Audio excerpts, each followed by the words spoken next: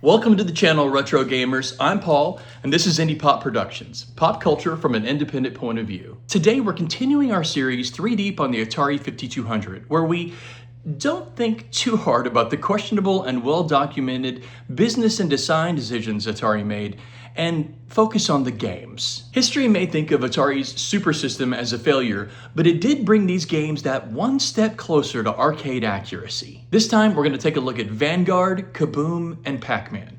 We'll play a little, of course, but we're going to discuss their history, their legacy, and their place on the 5200. One viewer that requested I take a look at Vanguard also suggested I give it a try with a Wiko arcade stick. So I'm going to give it a try with the Wiko Command Control arcade joystick. It's usually used with the Atari 2600 or the Commodore 64, but today I'm going to plug it into my Retro Game Boy's 9-pin adapter and try it out with all 3 of these games. And before we get started, don't forget to like and subscribe. I post content once or twice a week, more if you count shorts. And stick around until the end for some info on my subscriber thank you celebration. That'll be going on for about another week and a half. And with that out of the way, let's go play some games.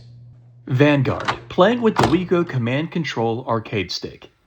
Vanguard was a space shooter developed by TOS Limited, not sure if I'm pronouncing that right, and published by SNK. It was released to arcades in Japan, Europe, and North America in 1981.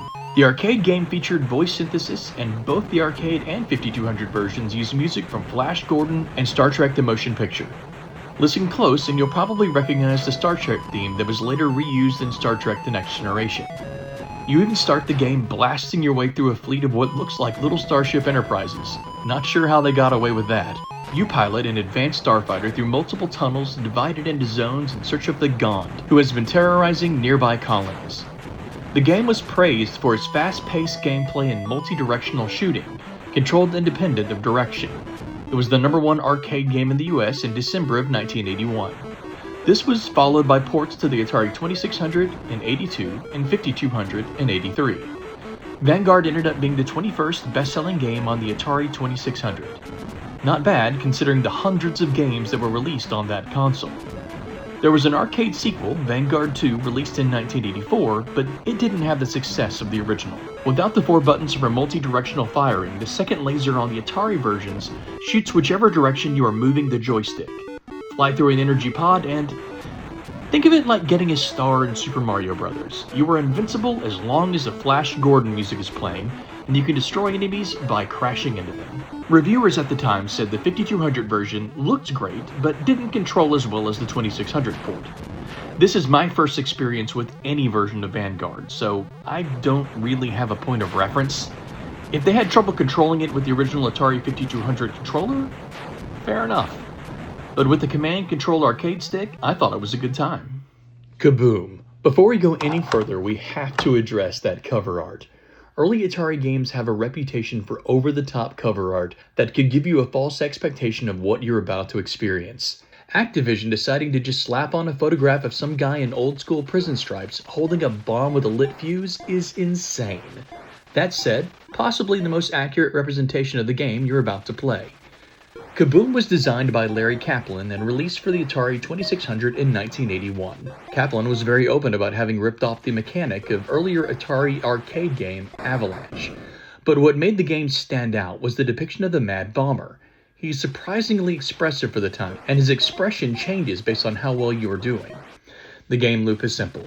The Mad Bomber is tossing bombs from the top of the screen. You have 3 buckets of water to catch the bombs. If you let a bomb hit the ground and explode, you lose a bucket. It starts easy. Bombs are bunched together and coming down slow, but it escalates fast. Critics complained about the lack of variety, but the quick and addictive gameplay made the game a hit, selling 1 million copies by 1984. Kaboom was ported to the Atari 5200 in 1983. It looks pretty much the same, but features a 2-player mode where a second player controls the Mad Bomber. After the release of Kaboom, the market was filled with games with similar catch-the-falling objects before they hit the ground gameplay. In 1981, Activision teased Kaboom, the Return of the Mad Bomber, for the Super Nintendo, but it was never released. The 2600 version was created for use with paddle controller, and the 5200 version definitely feels like a paddle game with no paddle. Like with Super Breakout, I was not able to use any controller other than the OG 5200 controller. That worked fine, but I'm looking forward to eventually trying it out on the 2600 so I can use the paddle as intended. What can be said about Pac-Man that hasn't already been said? If you're the kind of person who watches YouTube videos about old games, you know. Pac-Man had his 45th birthday just last year, and he is a legacy like few other characters. Seeing arcades filled with violent video games largely seen as appealing to only men, 24-year-old Namco game designer Toru Iwatani wanted to create a game with wider appeal. He felt if he attracted women to arcades, he could create a more family-friendly environment. Trying to think of what activities women like to engage in, Iwatani came up with eating. It is nice to know that young men understanding absolutely nothing about women is both universal and timeless. That said, it worked. Women did flock to the game. I got tired of coming home from school to find my mom in my bedroom zoned out in front of my 2600. I remember once how mad my dad was because she refused to answer the phone for an extended period of time because the 2600 didn't have a pause button. What happened next changes in the telling. Either the character was designed to look like a pizza that was missing a slice and got its name from the term paku paku, which is an onomatopoeia for the successive opening and closing of the mouth, or the character was designed to look like a rounded out version of the Japanese character for mouth. This gave it a puck shape, but was changed from Puck-Man to Pac-Man out of fear that American kids would graffiti that P to an F. A fair concern, we definitely would have. Pac-Man fever was both the phenomenon that swept the nation and the hit song it inspired. The Atari 2600 port was inevitable, but notoriously terrible. That didn't stop it from becoming the best-selling game on the console. The 5200 port is much more arcade accurate, and eventually replaced Super Breakout as the console pack-in title in an effort to draw more interest. Really should have done that on day one. Sequels, spin-offs, not one but two animated series. I don't know that there has been a console release since the early 80s that you can't play a version of Pac-Man on. As recently as 2 weeks ago, I went to the mall and purchased a Pac-Man baseball cap and mouse pad. It remains the highest grossing arcade game of all time. In 2015, the Strong National Museum of Play inducted Pac-Man to its World Video Game Hall of Fame, and he's still going strong to this day. Thank you for sticking around to the end. 3 great games this time, but I'm honestly a little bit torn on Pac-Man. I'm a Pac fan. Over the last couple of months, I've played Pac-Man on the Atari 2600, the arcade ROM on Retrocade. I've played Miss Pac-Man on the Intellivision Sprint and a couple other systems actually. And I've played it on this. And the Atari 5200 version looks great, but it is so much harder to control than any of the others, regardless of what controller I'm using. That said, I did really enjoy the Wiko command controller, especially on Vanguard.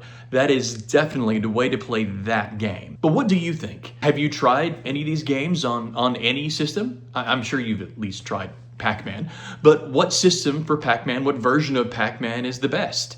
And what controller do you use for retro gaming? If you missed my last video, the one on the Atari Max Ultimate SD Multicard, I did talk in that one a little bit and officially announced our 100 subscriber thank you celebration giveaway for the GameSir Pocket Taco mobile controller. I'll have that linked over one of my shoulders. I'm honestly not sure which. So go check that out. It'll be live for about another week and a half, and it'll contain the information on how to enter, but also of course the rules and all the legal fine print. Again, thank you guys for watching. It means so much to me. Don't forget to like and subscribe, and as always, I'll see you next time.